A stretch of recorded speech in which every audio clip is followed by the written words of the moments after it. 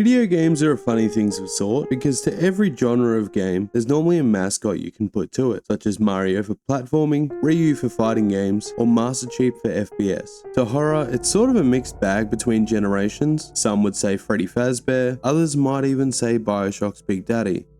To me, I would say the iconic Pyramid Head from Silent Hill 2. But when I think Silent Hill 2, Pyramid Head doesn't really come to mind immediately. It's James Sunderland in the world of Silent Hill 2. Which is odd because James doesn't seem particularly interesting or charismatic. Yet this man is folded up in the wrinkles of my brain as one of gaming's most compelling characters. Harry, could you really be in this town? The journey of Silent Hill began in 1996, initially envisioned as a Hollywood-style Resident Evil clone aimed at Western audiences. Konami made the decision to hand the project over to Team Silent, a group of staff members previously seen as underperforming. Initially struggling with deadlines and management, the team was eventually left to their own devices, which resulted in something far darker and more psychologically complex than anticipated. Whilst other survival horror titles were focusing on jump scares with zombies and dinosaurs, Team Silent was crafting experiences like this. Silent Hill introduced a new breed of emotional horror that was darker and more profound than anything else at the time.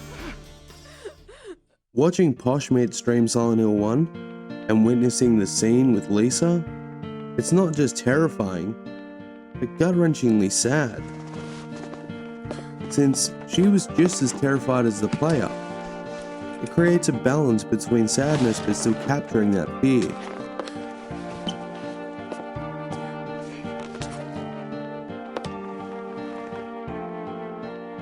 The first game was a success, and Team Silent became recognizable and credible. Team Silent went on to make a total of 4 mainline Silent Hill games, which each have their own take on emotional horror. Silent Hill 2 though, stands out as the best, with James Sunderland at its emotional core. James is a unique protagonist to the horror medium, because he's not a blank slate in terms of his backstory, but James is just as confused as the player. Once we walk out of the toilet block, we learn James is looking for his wife Mary, through a letter given to us asking him to meet her in Silent Hill. Except Mary died 3 years ago, but the letter given to us is written in Mary's handwriting. This sets up the stage for understanding James as a grieving man, driven by a glimmer of hope that he might see his wife again. His emotional state and mental instability become key elements of the horror in Silent Hill 2. Throughout the game, it becomes increasingly unclear whether what James is experiencing is real or just a product of his mind. When we meet other characters, but they have different experiences, continues to further the line of reality and delusion. As we begin to walk down to Silent Hill... Oh, okay. It's tank controls. If you're unfamiliar with tank controls, pressing up moves the character in the direction they face, down reverses them, and left and right rotate them. It's something you don't see nowadays in modern titles. I have a very different view on tank controls to my group of friends, but a small glimmer in my brain wanted Silent Hill 2 Remake to still somehow implement tank controls, because having these controls adds to the panic, to the stress of tight corridors and monsters being all around. The gameplay of Silent Hill 2 is intentionally cumbersome and awkward, reflecting on James's own physical and emotional state. Unlike more fluid and responsive games, James's movements are slow and imprecise. Even when James finds a plank of wood, he'll no doubt miss a few times, which enhances the feeling of vulnerability. The design choice ensures that combat is less about skillful maneuvers and more about just surviving. Once we progress through the thick fog and down the track, we meet our first supporting character, Angela, who is just hanging out in a cemetery looking for her mother. First thing you'll notice is the stilted, awkward, uncanny ways characters speak. It could be summed up as bad voice acting, but the way these characters converse and respond adds to the game's unsettling feeling, with glaring issues that people don't seem right. Excuse me, Oh, I'm sorry. I No, was it's just... okay. I didn't mean to scare you. I'm kind of lost. Lost? Angela mentions the heavy fog to us as if we don't have eyes, and gives James a warning about the town, Someone. to which James gives us more insight Who is it? to his own self-care and reckless behaviour. We leave Angela and continue our search for Mary. I'd do anything if I could be with her again. We reach another small track and hear the music begin to fade away, as all we're left with is James's footsteps. Once we arrive at our destination, we're traversing through the abandoned streets of Silent Hill. We refer back to our letter and see that Mary wants to meet at our special place. So, where is our special place? Well, before we even get there, we reach some large pools of blood smeared over an intersection, with something lurking in the distance. It has a human shape, but it could just be Mary, so let's go check it out. I want to quickly mention about a real-life incident and location, Centralia in Pennsylvania. It's a town whose mine caught fire, causing the townsfolk to flee, resulting in an empty town covered in ash and smoke. This is not the inspiration for Silent Hill. A common connection to Silent Hill 1 is the snow being mistaken for ash, but it is just snow.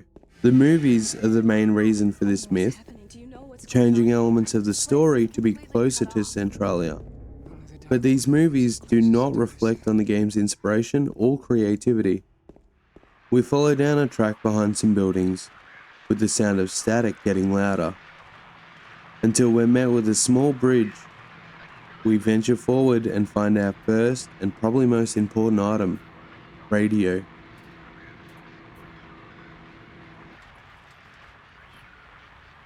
If you're unaware on how the radio works, it blurts static when an enemy is nearby, and right now is no different.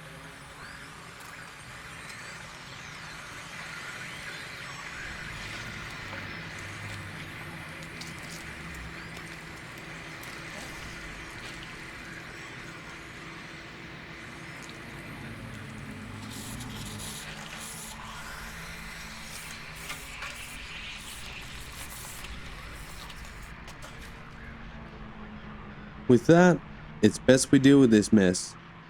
We whack the creature with our trusty bonks until the radio is silent. Is it dead? What the hell is it? It's not human. We move on, Yeah. back into the streets until we find a body. This thing broken?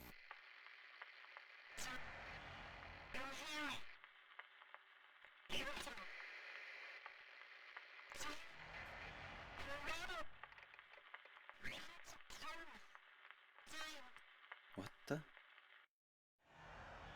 I better take it anyway. I might need it. Lying on the ground with a unrecognizable face. To what the player can make out, they're kinda wearing similar clothes to James, but we pick up a key and with our adaptive map, we can see a trail to James and Mary's special place, the Rosewater Park, but things are never that easy. As to get there, we have to travel through the Woodside apartments using the key we just collected. Once we enter the building, it's less than inviting and falling apart.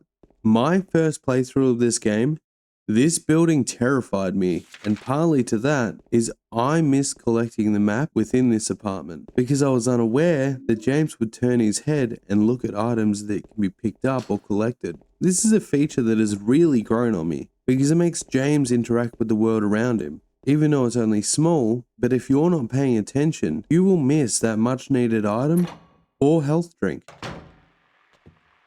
As we duck in and out of each room, we finally reach our second key item for survival, a torch attached to a mannequin. But there's something familiar to the mannequin. And if anyone has inspected our picture of Mary, you'll see that this is wearing the same clothes. But we're not alone.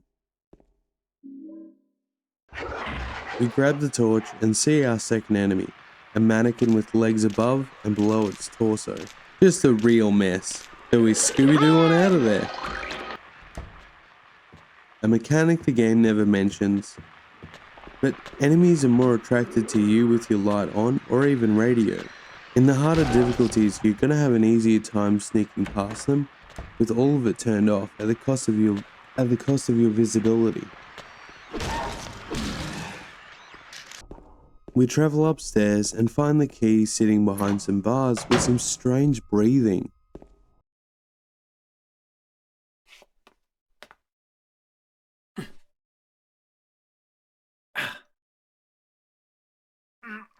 We reach our arm through, only to have a rat kick it from our reach. Hey, wait! Damn it.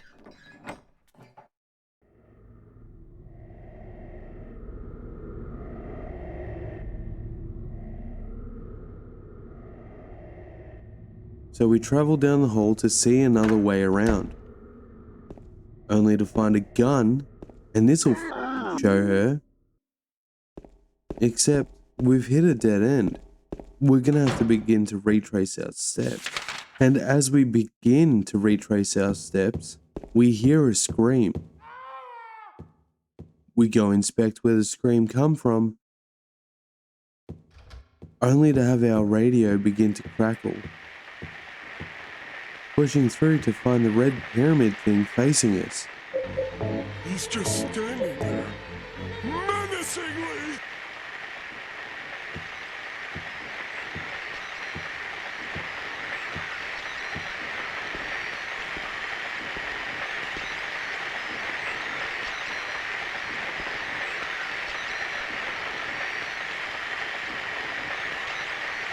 We back away and say, fuck that. We find another room with a man watching his favorite channel.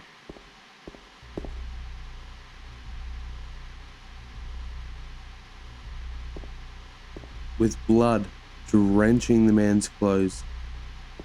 If you couldn't guess from the absolute mop on this man, it's actually James's character model. God. Who could have? ジェームスなんですよ、あそこ。あの死体は実はジェームスが作り出したジェームスなんで、逆に見せちゃいけない。 After that encounter, we find a key to room 202, and that gives us a sense of progression. We leave the room to only find our menacing large friend is gone. We head back to our antique clock and encounter our first puzzle. Upon launching the game, you have two different difficulties, one for the action and one for the puzzles. I'd actually recommend just turning these to normal. It's way more fun trying to solve these using your noggin, and if you do find yourself stuck, the internet is readily available with answers, as some of them can be pretty vague.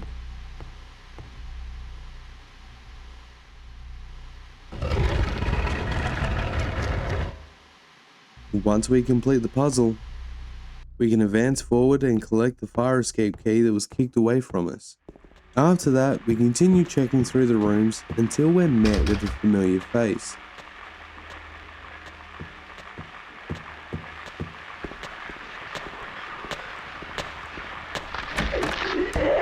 Performing a pretty violent act. James witnesses the act and instead of leaving, just hides in the cupboard like a pervert, watching and listening to the visceral noises. Once Pyramid Head finishes up and has a dart, he begins to head out, but he gets too close. James lets it be known to the monster that he's packing heat.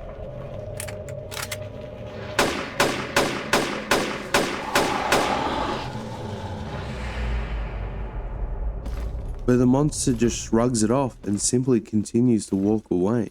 Once it leaves, James takes note of his surroundings and finds a courtyard key. Doesn't question what he just saw, but gotta go see Mary. We move on, making our way into the courtyard, into a second lot of apartments.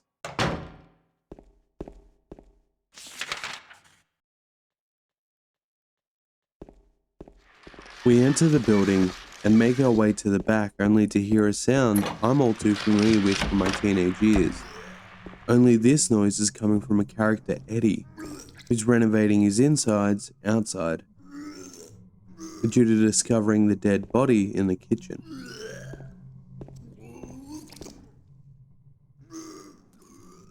Eddie seems more put together than our friend Angela, but Eddie still seems off, like he's hiding something. And denying murder when no one is accusing him of it isn't helping his case.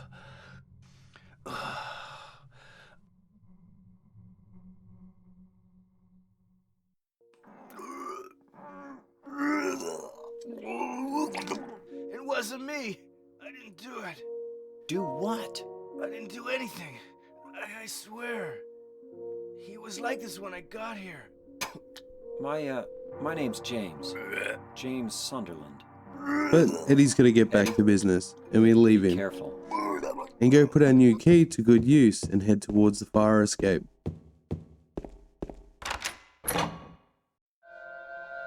Well, I guess we head into the Blue Creek Apartments and see what's happening over there.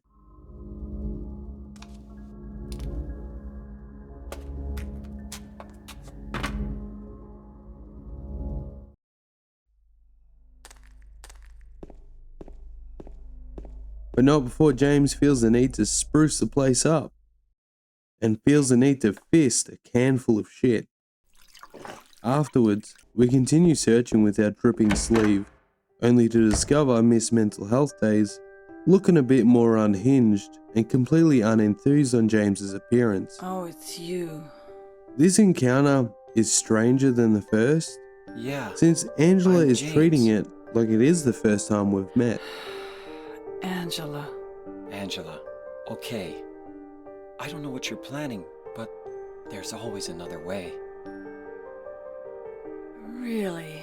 Because we're a little unsure on Angela's mental state, If I kept it, I'm not sure. James what I gives might her do. some reassurance and offers to take the knife. But Angela braces it as if she's going to attack. I'm sorry. Realizing what she's done, I'd be bad. Please. she breaks down and leaves the knife and scurries off upset. Instead of chasing after her, we collect the knife because new weapon. Oh, hang on, no. It's just something we can inspect, okay? Well, we move forward through the apartments until we reach a certain room and hear some really ominous whispering.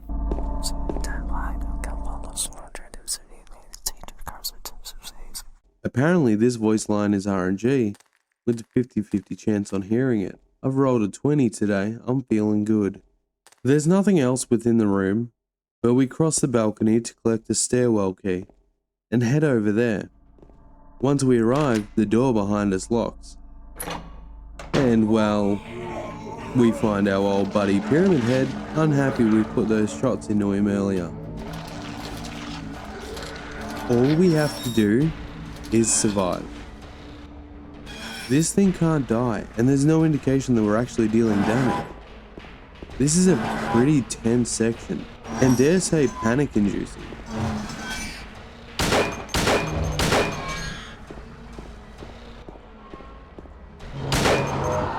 You can shoot him, which will end the encounter faster, but it's also time-based. You can just dance around him until you hear a siren, on which he'll retreat and begin walking into some fluid, causing it to lower. But the door behind us is locked. So our only option is to follow the man who just tried to kill us with his Dragon Slayer at home.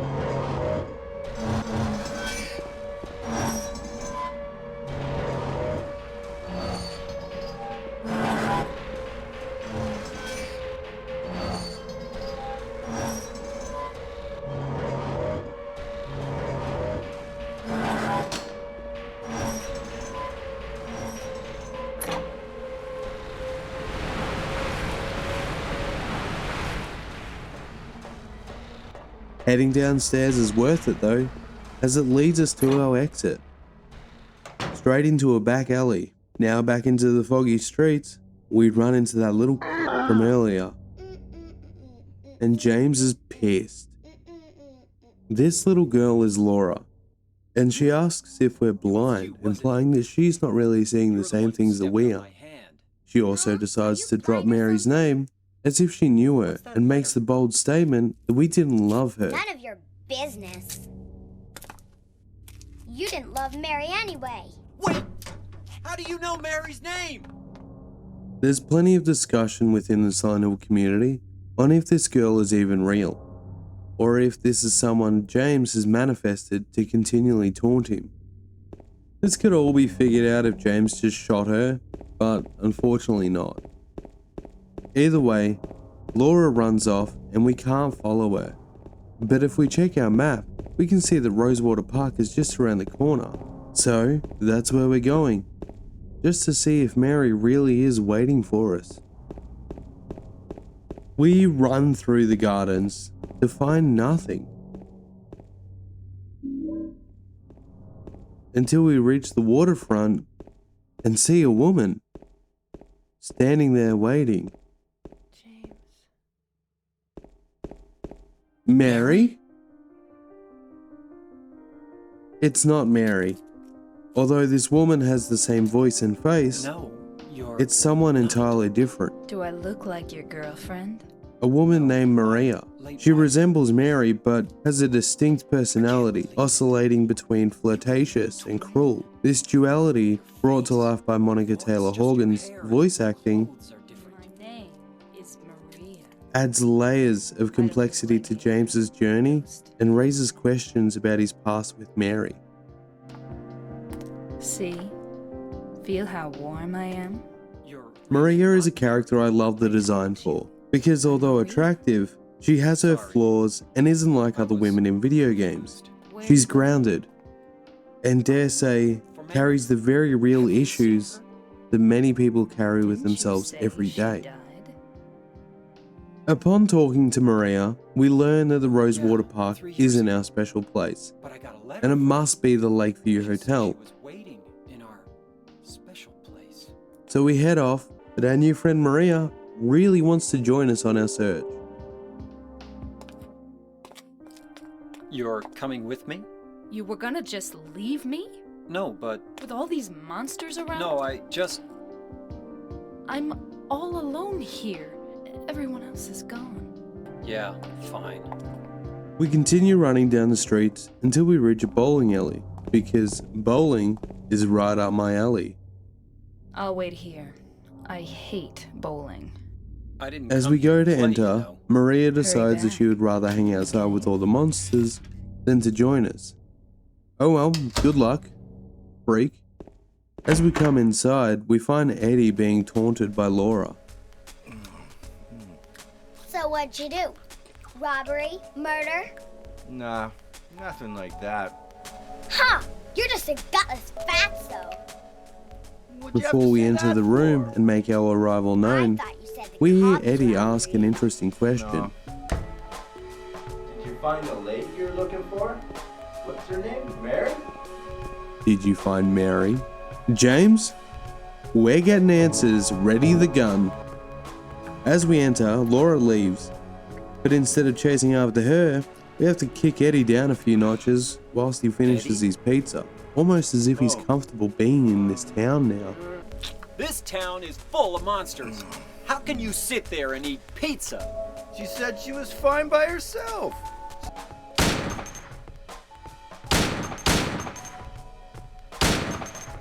We begin the chase, only to have Maria state that she was too fast for her.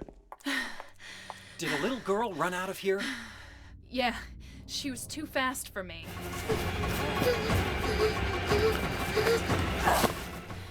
Aren't you gonna go after her? There is an interesting thing with Maria, but we never actually see her interact with anyone other than James. This is done to entirely question Maria's existence. We're on the chase for Laura, only for her to slip away once again. She went through there. and the only way to catch up is through a locked building, which thankfully Maria carries a key for.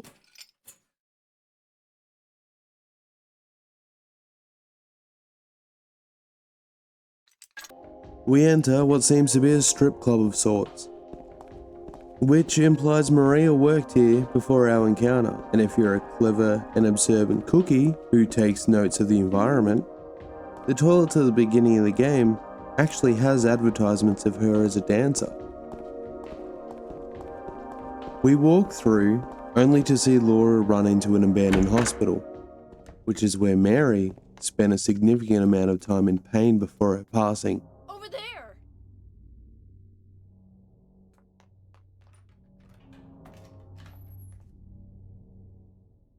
We enter only to find our new enemy littering the hallways of this hospital, the bobblehead nurses.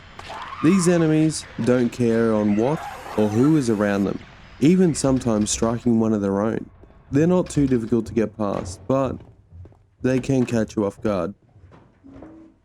In this location, it's truly where the atmospheric soundtrack of Silent Hill 2 really shines. The game's soundtrack is integral to the game's emotional impact. The haunting melodies and ambient sounds enhance every scene, adding depth to the experience. Akira Yamamoto created subjectively the best video game soundtrack of all time. But not only is he to thank for the game's soundtrack, but also his involvement with the overall sound design. Even silence is a sound. I don't know if he understands how much weight that quote holds. And it's something so many games miss on when trying to find that atmospheric horror. It looks like Silent Hill 2 Remake is going in the same direction, and I'm really thankful for that. We make our way through the nurses and check out each room, only to have Maria begin to cough and start giving off ill symptoms. She begins to blame it on a hangover. But we tell Maria to rest whilst we go find Laura. Maria doesn't say anything and tries to get some shut-eye.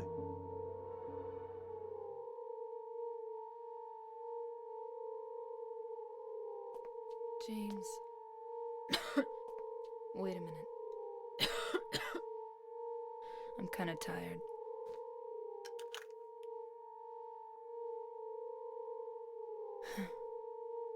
It's just a hangover. You should rest.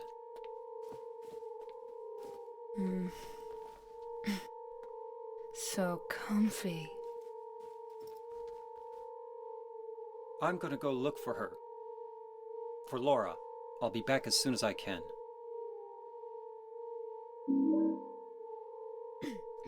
James, I want to ask you something. What if you can't find Mary? What will you do? I haven't thought about that. We head to the roof, only to find total darkness. No fog, no light, no sound, making the player wonder if we're even still in Silent Hill. We look around but find nothing. Maybe I'm missing something. We're trapped up here, all alone. Until a familiar geometric shape arrives.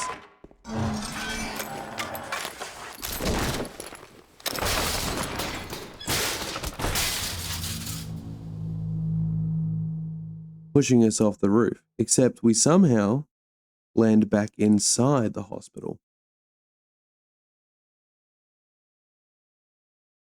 But either way, this, we're not staying here. And we make our way to the elevator, bringing us to Laura, sitting on her lonesome playing. When conversing with Laura, we discover she met Mary only a year ago, which clearly upsets James, since Mary was long dead before Laura claims to have met her. Laura? Huh? You know my name?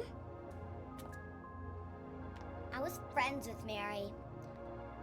We met at the hospital. It was last year. You liar! Laura, Fine, don't believe me. but last year.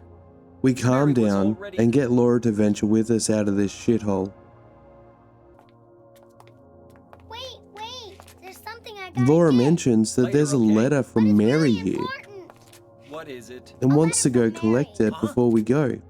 I wanna go get it. Is that okay? Yes. James yes. jumps with excitement to this and agrees. We follow Laura to have her hold a door open for us, as she states it's just inside at the back. Come on, hurry up. Is it in there?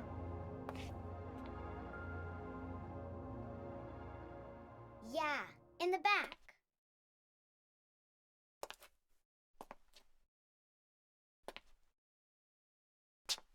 What are you doing, Laura? It's further back in the desk. And well, you've guessed it. That at it again and locks us within the room. James is pissed, although it's only a small outburst, because something is coming. I tricked you. Open the door, Laura. Why should I? Our fourth enemy type, the Flesh Lips, a monstrous creature that hangs from the ceiling in almost like a bed, Do ya? with only its legs showing. What's the magic word? This monster design seems to draw inspiration from Francis Bacon's art, which normally depicts people in a box-like shape. You snotty little brat! Since we're on about inspiration, there's a film called Jacob's Ladder that was released in 1990. Laura? Now, although I can't show you anything from the film, I highly recommend seeking it out. You'll notice direct nods to the film from Silent Hill 2, such as James's jacket being the same as Jacob's. Once we defeat the Flesh Lips, we hear a siren in the distance causing James to pass out. We wake up on presumably a stretcher, being pushed through the hospital corridors. James. We are dropped off in a strange section of the hospital, James. almost like we're in a different world. James. The walls and ceilings are covered in rust and blood everywhere. So we hightail it and head towards Maria. Only thing is, she's not where we left her. She's gone. Only to be replaced with heavy breathing.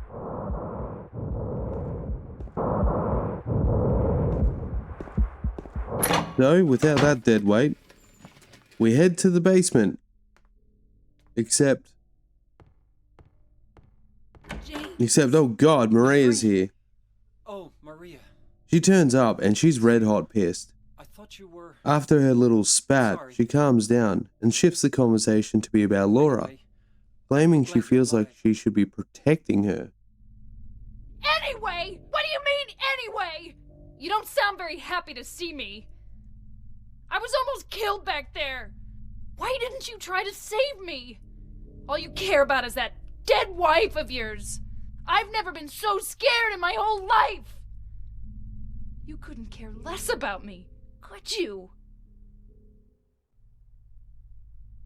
No, So, with Maria at our side now, we keep making tracks and head into the elevator, only to find ourselves in a 50s style game show, where all of a sudden we're quizzed on Silent Hill. Some people call this interaction immersion breaking or just silly, but I actually like this. And believe it or not, it does kind of fit, considering we saw Eddie eating hot pizza earlier. We complete our quiz and either take some damage if wrong, or reap our rewards if correct. We head down a long-ass staircase into a tunnel below the hospital. But something doesn't feel right.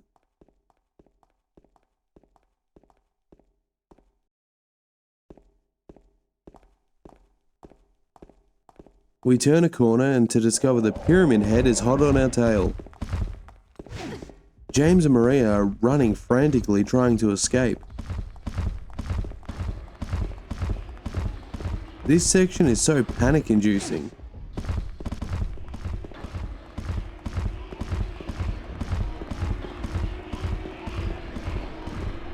only for James to make it to the elevator first. But Maria doesn't make it. Open up!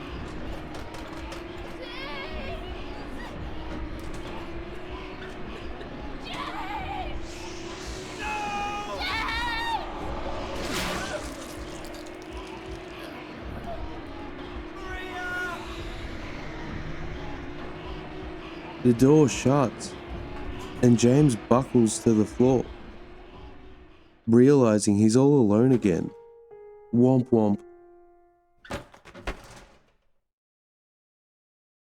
Maria was the closest person we had to be called a friend, and now James is forced to venture alone once more?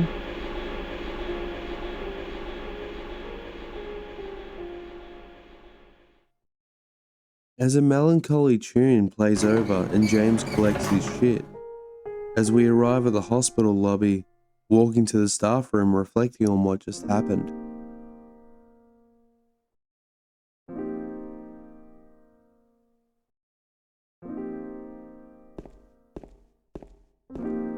In the staff room, we find a map pinning 2 locations. We can dig up a buried item within the park or collect a wrench found within a bar. The buried item unlocks the Silent Hill Historical Society. So we'll go to the pub and have a pint and wait for all this to blow over. Nice cold pint and wait for all this to blow over. We make our way and collect the wrench within the pitch black and unearth our item within the park. The next stop is the historical building. We enter the establishment to find the town's history laid out like a museum. There's not that much within the building until we enter a back room only to find a hole burnt into the wall with a near never-ending staircase.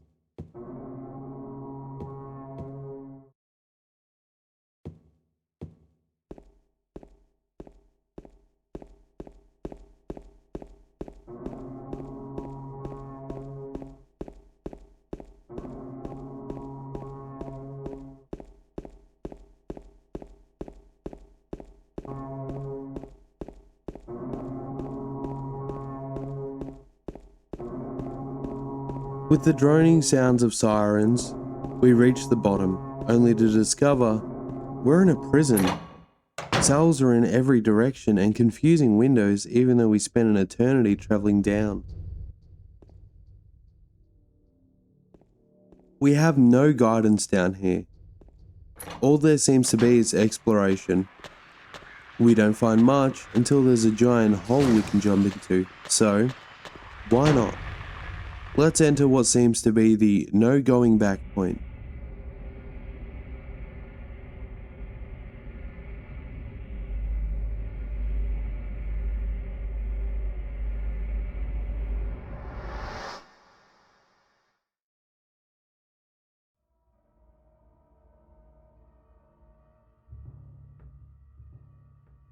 Well, good work. You're stuck within a well with no exit. Just left within this hole to presumably starve. But if you do search the brickwork, you can uncover a doorway leading to your exit. This leads to another crazy jump where the whole world has rotated.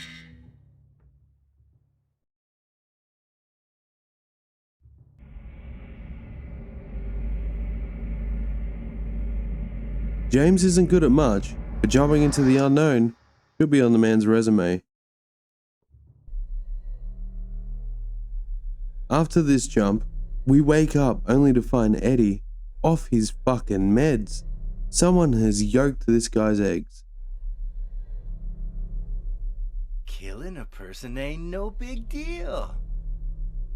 Just put the gun to their head. He's sitting beside an unknown dead person, and James can't just assume, but has to ask if Eddie killed them. Eddie immediately begins to try to justify his actions, Tell me what happened. That guy, he had it coming. showing to us that he has no issue killing someone. He just came even for just looking at him the wrong way. Besides, he was making fun of me with his eyes. Like that But maybe Eddie's ears are just painted on. Ha!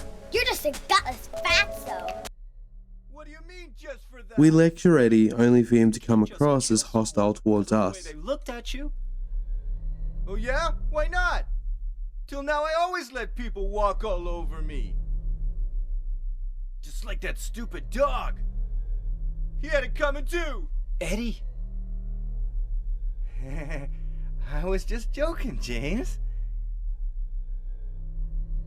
He was dead when I got here, honest. Anyway, I gotta run. you're going out there alone? Yeah. Eddie? Eddie leaves, thank fuck. And we find ourselves at the cell blocks, racking up our KDA.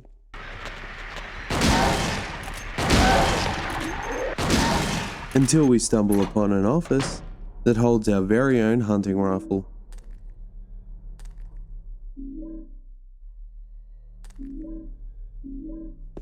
There's only one room left to explore, and it's massive, but also empty.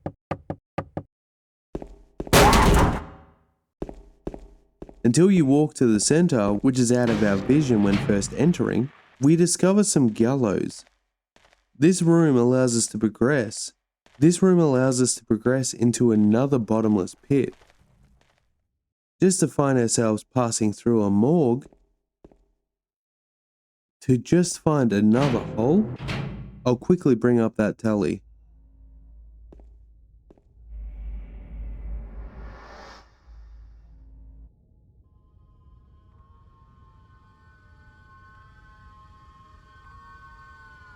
This time, with all this descending, we find ourselves at a rather large elevator.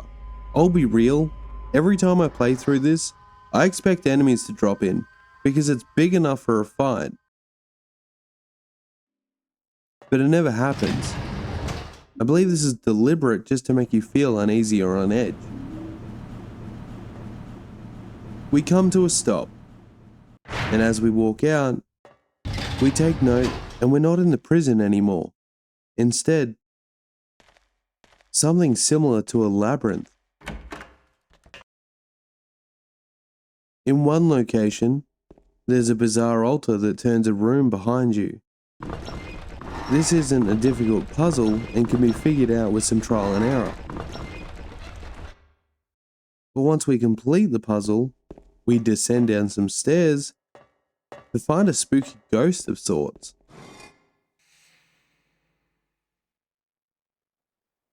Maria has always acted odd, but this is another level. You're alive! Maria, I thought that thing killed you. Are you hurt bad? Not at all, silly.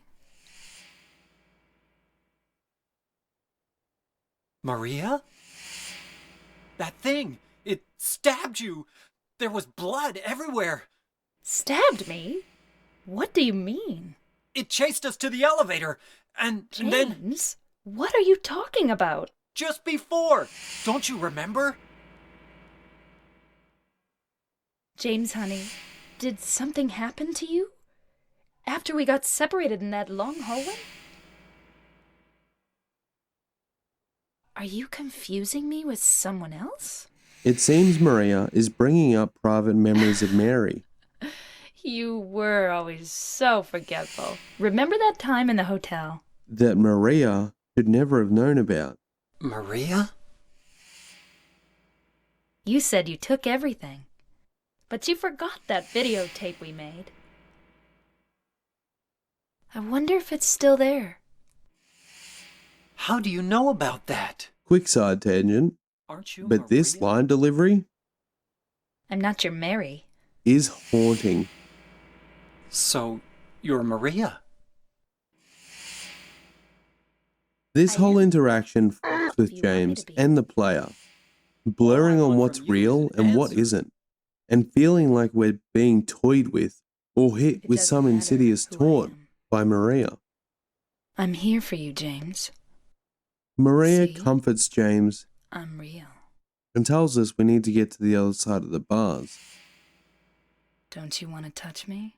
So we head off I back into the labyrinth don't know. to find some wire Come cutters, and get me. and with some Can't extra do anything through exploration, these bars. we can find a new weapon. Okay. Stay right there. I'll be there soon. We cut through the wires and make our way through, seeking Maria's room, but instead we stop by hearing a friendly voice screaming out. It's Angela. So we rush to her aid, walking into a room and finding her cradled up in the corner with a monster present with her. This mess of a creature is called the Abstract Daddy, and it's created by Angela's abuse from her father and brother. Its symbolism is strong and horrific to what Angela had to deal with. I'm not going too in depth with this, because I feel like you understand. Sometimes death isn't the worst thing that can happen to you. So, let's whack this beast.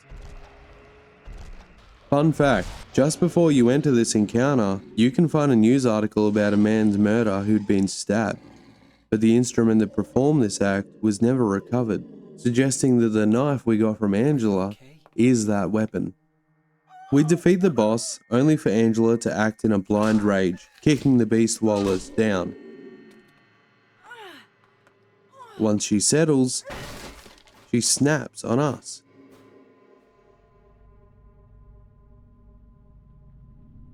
Angela, relax. Don't order me around! I'm not trying to order you. So what do you want then? Oh, I see. You're trying to be nice to me, right? I know what you're up to. It's always the same. You're only after one thing. No, that's not true at all. You don't have to lie. Go ahead and say it. Or you could just force me. Beat me up like he always did. You only care about yourself anyway. You disgusting pig.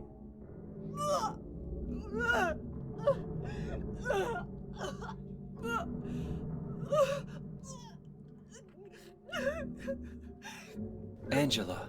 Don't touch me! You make me sick.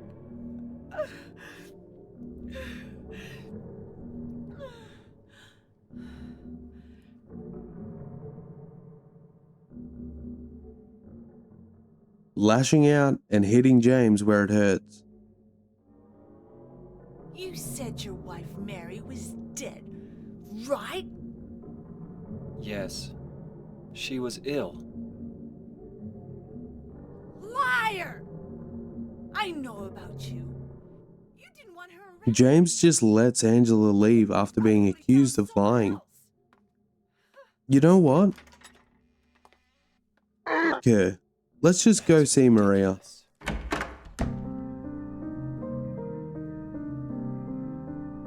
Maria? It's just not a good day. Maria?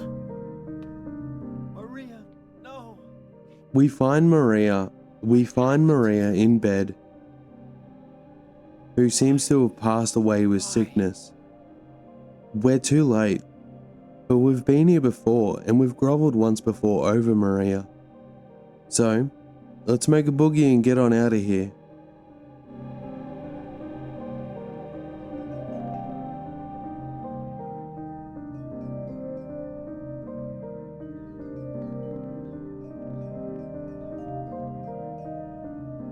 Mary.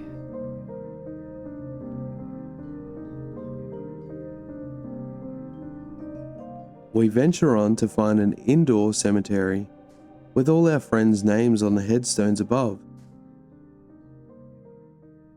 But in the corner, there's one open grave for James. And you know the drill by now with James and holes. He can't get enough of them. We find ourselves at the top of a staircase, with nowhere to go but down.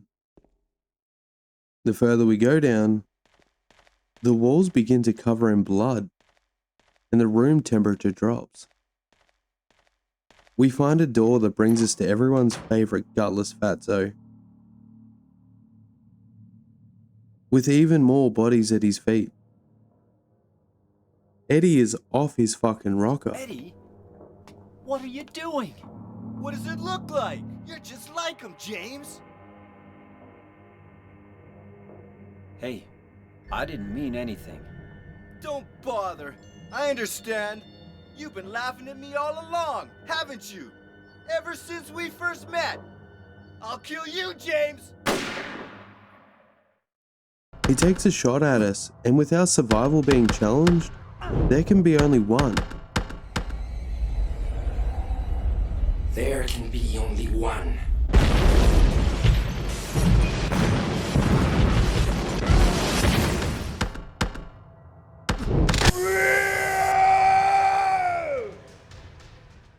James has killed a human being, and he isn't coping well. Yes, James has killed many Eddie? monsters, but they're not people. Eddie? I killed a human being. After this event, from now on, when the player checks Mary's letter, A human being. we aren't greeted with words of our lost loved one. It's blank. But what does this mean? We pick ourselves up and leave Eddie's lifeless body on the floor. Mary. And handgun for some reason. We leave and find ourselves on the dock, with a rowboat and Lakeview Hotel in sight. We've already come this far.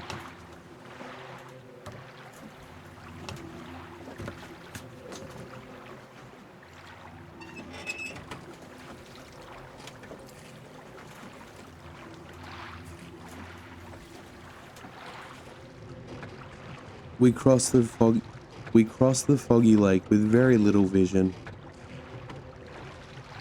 to only arrive at the front door, hoping to see Mary.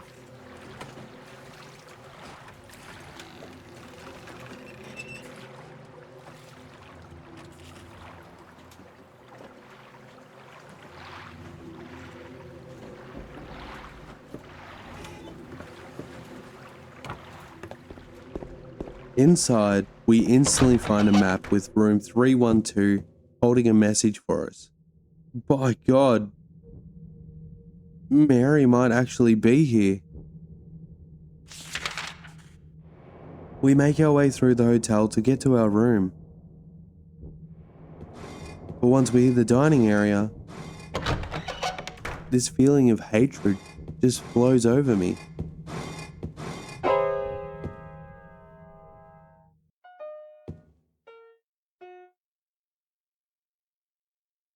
Did I scare you? Yeah, you did. After scaring the shit out of us, Laura is back. She asks if we've found Mary. You're here to find Mary, aren't you, James?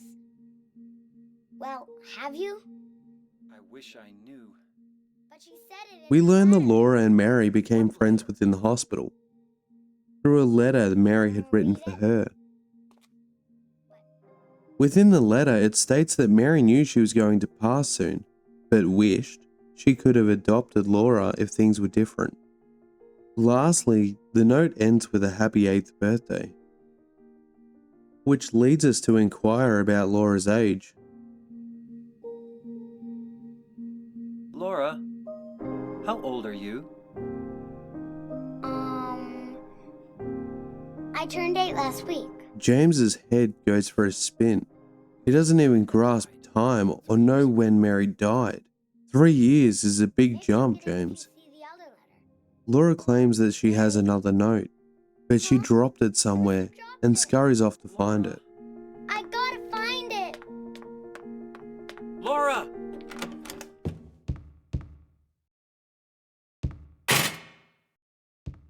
James! We finally arrive at our room, the room that Mary and James were staying in, the special place. But Mary's not here. there's nothing except a TV and a VHS player. Now this is where the game's big reveal is, and it's my recommendation that you play the original or remake, complete it, and come back to this video, because it's going to hit everyone differently. But if you want to stay, this is your final warning. Roll the clip.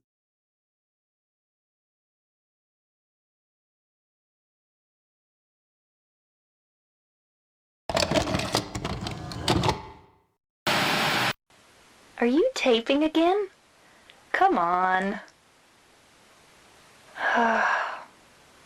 I don't know why, but I just love it here. It's so peaceful. You know what I heard? This whole area used to be a sacred place. I think I can see why. It's too bad we have to leave. Please promise you'll take me again, James.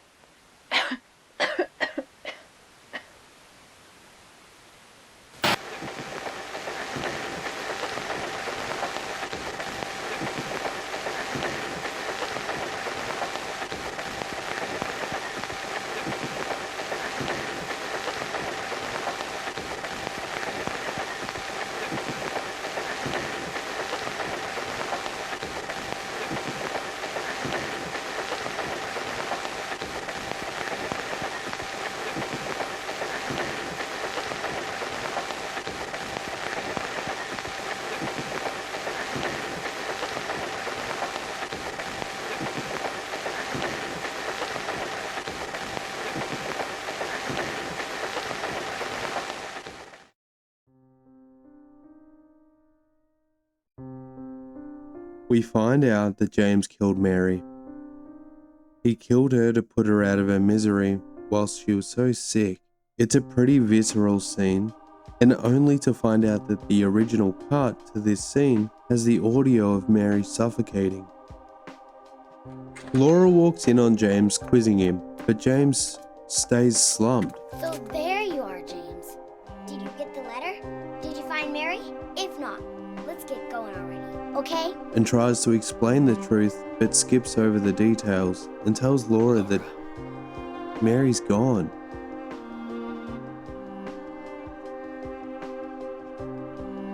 Mary's gone.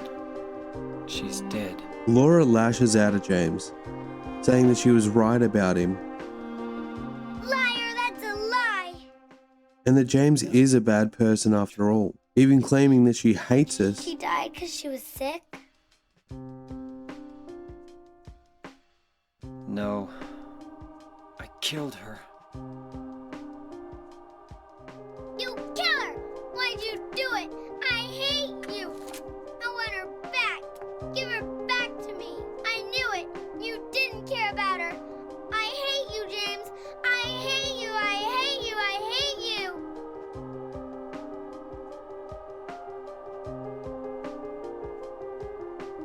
She was always waiting for you. Why? Why? And leaves the room in a huff, whilst James continues to sit and reflect on everything. As we sit here wallowing, our radio begins to chime in on our moment. Maria's voice is coming through, calling for us.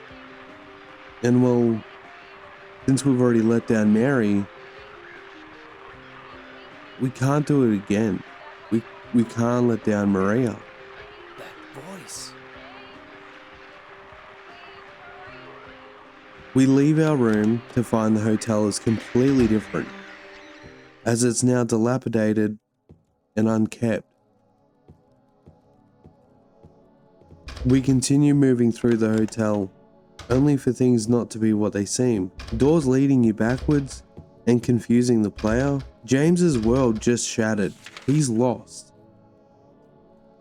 He continues traversing until we end up at a staircase engulfed in flames. But someone else is on the staircase.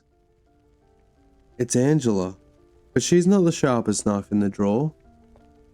She's completely hit rock bottom and given up, blaming herself for the abuse and even claiming she deserved it. for you. Now you're the only one left. Maybe then I can rest. Mama, why are you running away?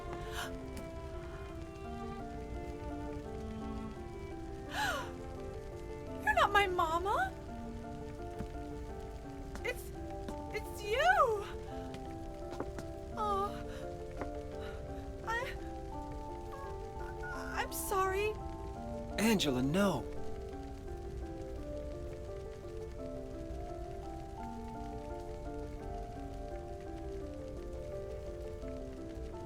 Thank you for saving me.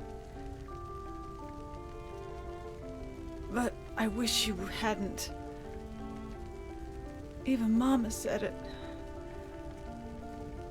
I deserved what happened. No, Angela, that's wrong.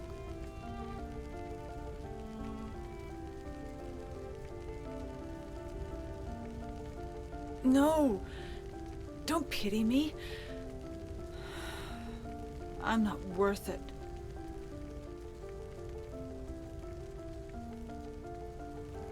Or maybe you think you can save me. Will you love me? Take care of me? Heal all my pain?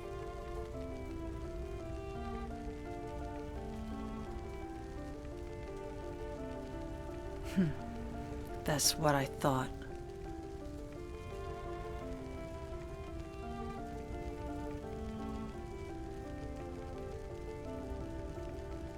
James, She even asks for the knife back, but James shakes his head give me back that knife. as she comes out with this. No. I won't. Saving it for yourself? Me? No. I'd never kill myself. Angela gives up on us and walks further into the flames, engulfing her. A character that's beaten by her trauma. There's nothing we can do. Angela is too far gone. And the only thing left is to just leave the staircase. It's hot as hell in here. You see it too. For me, it's always like this.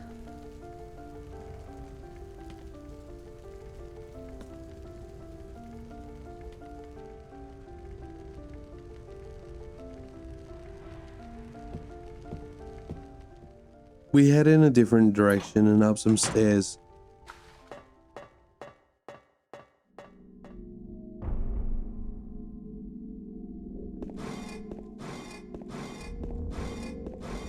We enter into a room where we find Maria being tortured by two of our prism-like friends.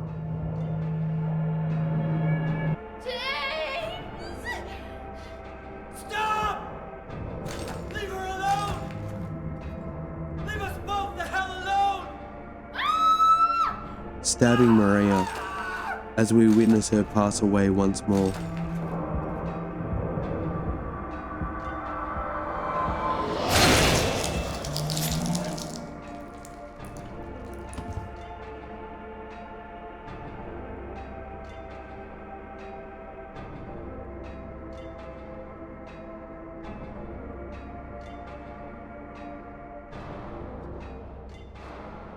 I was weak.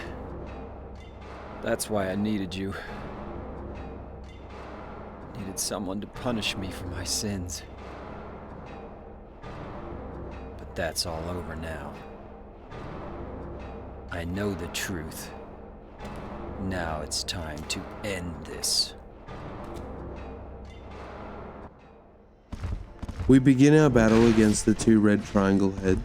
This fight is daunting, as there's a lot of reach on these guys, and the fight almost feels never ending as there's no indication of you hurting the men pursuing you. Once you deal enough damage though, the two walk into the center of the room and impale themselves. Now the reason for two, I believe, is symbolic to each person James has killed, one being Mary and the other being Eddie. The reasoning I have for this is due to what they hold. 2 separate eggs. One old copper-coloured egg, Mary, and the other being Scarlet, due to the most recent life taken, Eddie. We use these eggs and enter through. We're met with a long hallway and can hear a conversation between Mary? James and Mary. What do you want, James? God damn, this hits hard. I brought you some flowers. Flowers? I don't want any damn flowers. Just go home already. Mary, what are you saying? Look, I'm disgusting. I don't deserve flowers. Between the disease and the drugs, I look like a monster. Well, what are you looking at? Get the hell out of here! Leave me alone already! I'm no use to anyone. I'll be dead soon anyway. Maybe today, maybe tomorrow. It'd be easier if they'd just kill me. But I guess the hospital is making a nice profit off me. They want to keep me alive. Are you still here? I told you to go. Are you deaf? Don't come back. James, wait. Please don't go. Stay with me. Don't leave me alone. I didn't mean what I said. Please, James. Tell me I'll be okay. Tell me I'm not going to die. Help me. We enter outside and make our way upstairs to find a bed and a woman looking out at the scenery.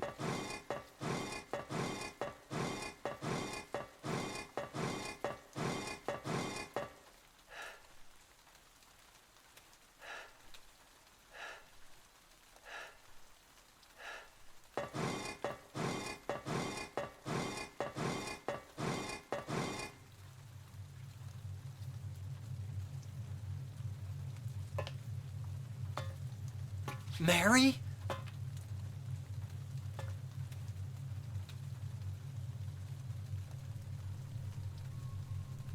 When will you ever stop making that mistake? Mary is dead. You killed her. Maria? It's you. But I don't need you anymore. What? You must be joking. But I can be yours. I'll be here for you forever. And I'll never yell at you or make you feel bad. That's what you wanted. I'm different than Mary. How can you throw me away? I understand now. It's time to end this nightmare. No, I won't let you. You deserve to die too, James. Our final boss appears, and well, it's pretty lackluster. The arena is so large, and it doesn't really feel like a threat, especially since James is strapped. We take her down and force to deliver the final blow.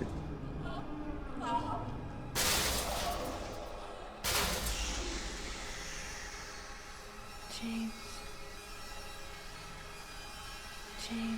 It cuts to James and Mary, and James pleads his reasoning for taking her life. She gives us a letter before passing, and James picks her up, carrying her out of the room.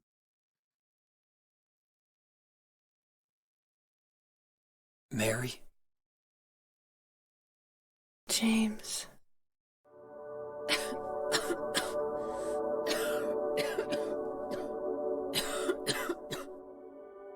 Forgive me. I told you that I wanted to die, James.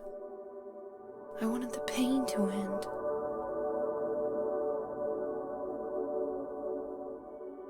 That's why I did it, honey. I just couldn't watch you suffer.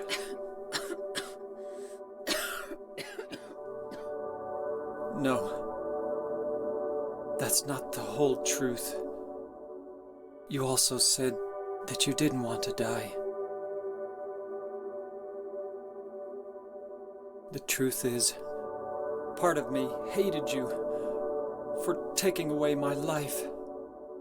You killed me, and you're suffering for it. It's enough, James.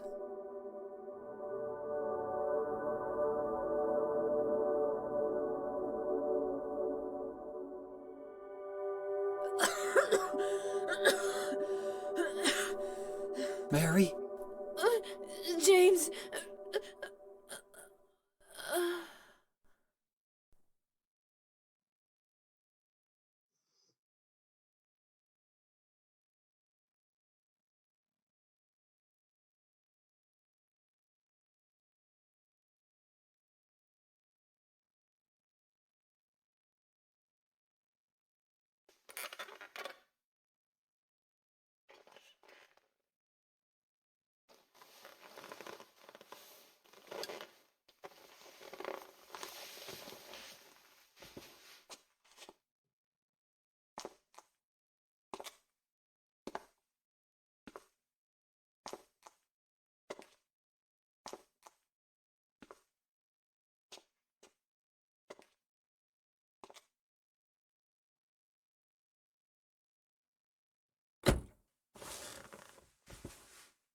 Now I understand the real reason I came to this town.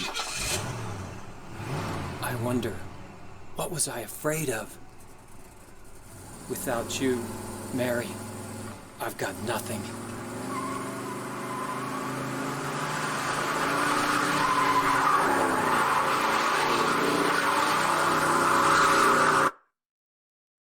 Now we can be together. A screen underwater as narration floats to the top of the screen, telling us the rest of the letter that we had at the beginning of the game. Silent Hill. A gut-wrenching performance plays out as the game comes to an end. Take me there again someday. These last few years since I became ill,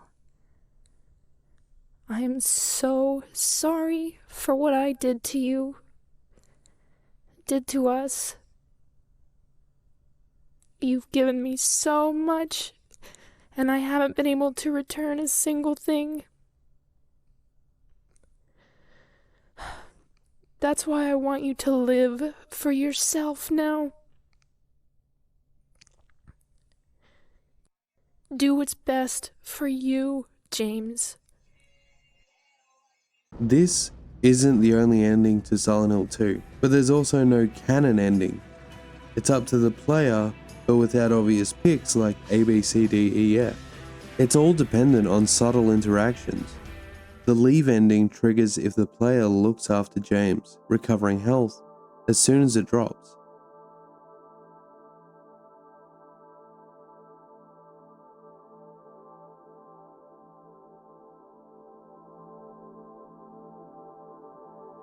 The Maria ending requires the player to stick to Mary like flies on shit, even revisiting her after you found her in the prison cell.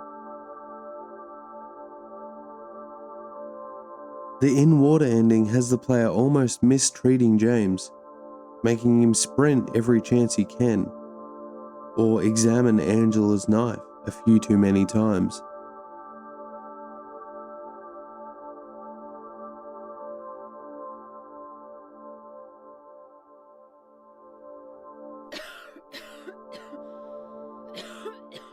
You'd better do something about that cough.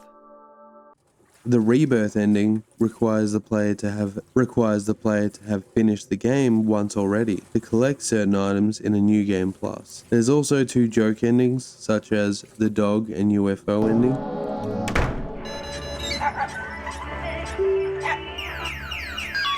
In each ending, nothing draws James as a hero, and almost always leaving it on a somber note. You're meant to interpret the game's endings and game itself, question everything. It wants you, the player, to not just play, but experience the story and see what you draw from it. The game can mean different things to different people.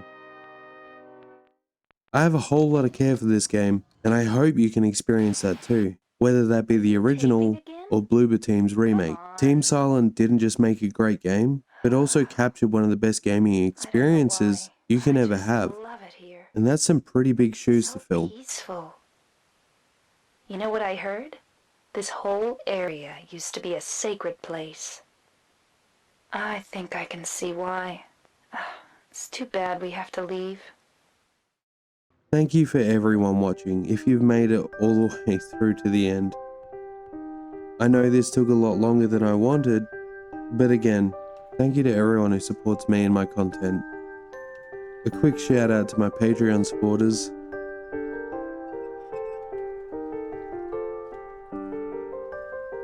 And finally, a like and subscribe keeps the channel going.